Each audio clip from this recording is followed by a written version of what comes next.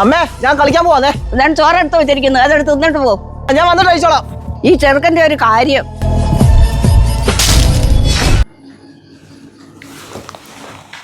മോനെ, നീ എന്താ ഈ വീട്ടിൽ തന്നെ ഇങ്ങനെ ഇരിക്കുന്നത്? നീ വെളിയിലോട്ടൊക്കെ പോയി നിന്റെ കൂട്ടുകാരുമായിട്ട് അടുത്ത് കുറേ നേരം സംസാരിച്ച് ഒക്കെ വാ. അമ്മേ, അതിനിവിടെ ആരും ഇല്ലമ്മേ.